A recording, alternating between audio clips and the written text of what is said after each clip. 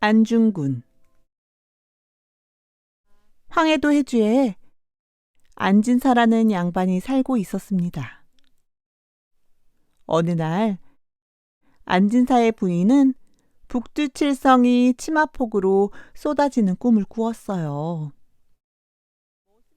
여보, 남다른 아이가 태어나려나 봐요. 허허, 어떤 녀석일지 빨리 보고 싶구려. 몇 달 뒤 건강한 사내아이가 태어났습니다. 그런데 아이의 몸에는 7개의 점이 있었어요. 안진사는 꿈에서 본 북두칠성이 아이의 몸에 박힌 거라고 생각했지요.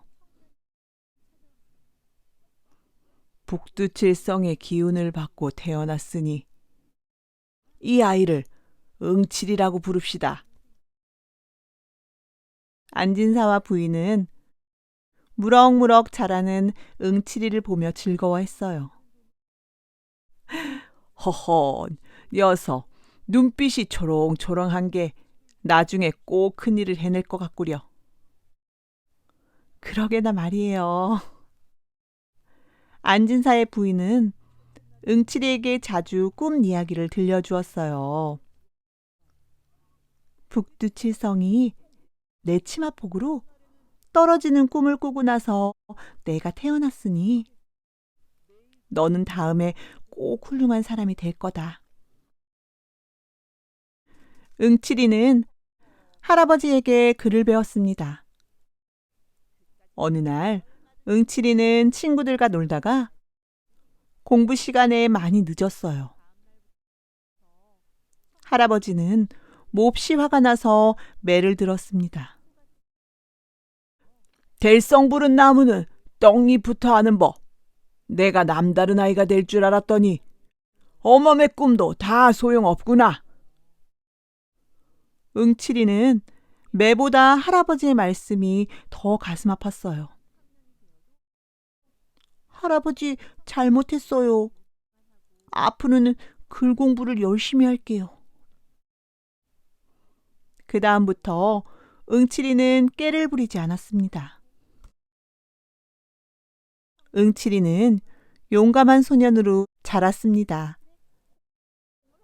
나는 방 안에 앉아 글을 읽는 것보다는 활을 쏘고 사냥하는 것이 더 좋아.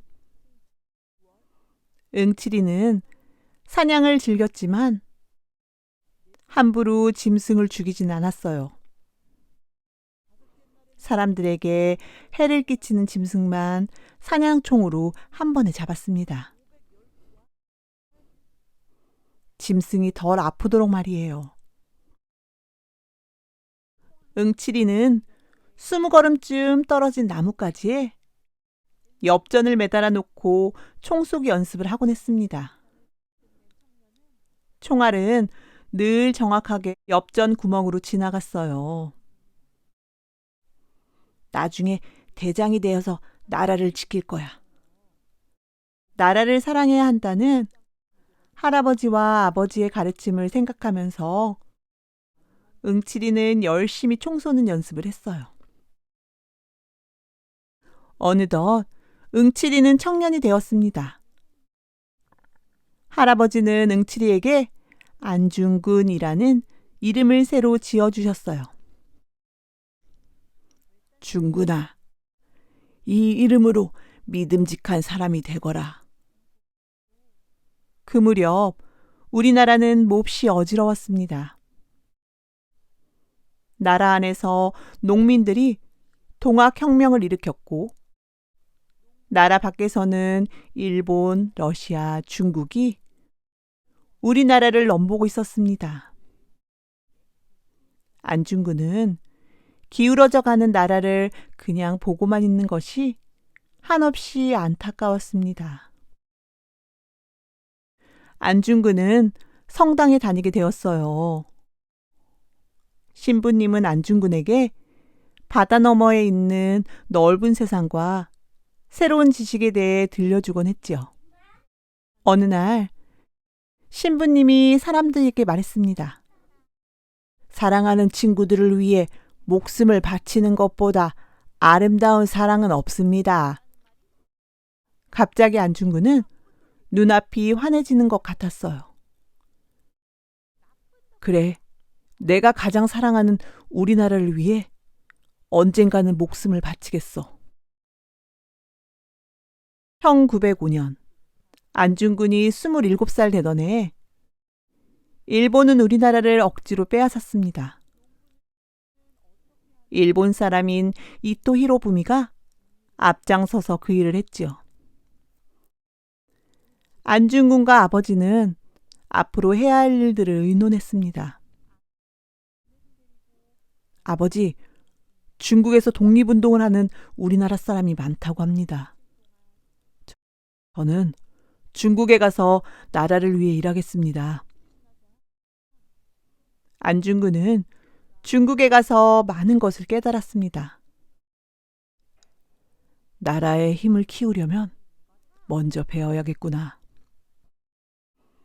안중근은 고향으로 돌아와 학교를 짓고 학생들에게 독립정신을 일깨워 주었습니다. 그러던 어느 날 안중근의 집에 한 노인이 찾아왔습니다. 돌아가신 아버지와 친했던 분이었지요. 여보게, 나라 밖에 가서 큰 일을 해보게. 안중근은 노인의 말을 듣고 결심했습니다. 중국에 가서 우리나라 사람들과 힘을 합해 일본을 이 땅에서 몰아내고 말겠어. 안중근은 떠날 준비를 했습니다. 장하구나 내 아들. 나라를 위해 언젠가 큰 일을 할 줄 알고 있었다. 어머니는 안중근을 격려해 주었습니다. 안중근은 중국에서 독립운동하는 것이 어려워지자 러시아로 가서 군대를 일으켜 일본군과 싸웠습니다. 그러던 어느 날 안중근은 이토 히로부미가 중국 하얼빈에 온다는 것을 알게 되었습니다. 나라를 위해 목숨을 바칠 때가 왔구나. 이토 히로부미가 하얼빈역에 도착하는 날 안중근은 아침 일찍 역으로 나갔습니다. 하얼빈역은 이토 히로부미를 마중 나온 일본 사람들로 북적거렸습니다. 기차가 기적을 울리며 역으로 들어왔습니다. 이윽고 이토 히로부미가 기차에서 내려 사람들에게 환영을 받으며 걸어왔습니다. 그 순간 안중근은 앞으로 달려나가 이토 히로부미에게 총을 쏘았습니다. 그리고 소리 높여 외쳤습니다. 대한독립 만세! 대한독립 만세! 이토 히로부미를 죽인 안중근은 감옥에 갇혔습니다. 일본 헌병들이 괴롭혔지만 안중근은 당당했지요. 나는 우리나라와 힘없는 다른 나라를 위해 이토 히로부미를 죽였다. 안중근은 몇 달 동안 재판을 받은 끝에 1910년 사형을 당했습니다. 우리나라가 독립하는 그날이 오면 하늘에서라도 나는 춤추며 노래할 것입니다. 이것이 안중근이 남긴 마지막 말이었습니다.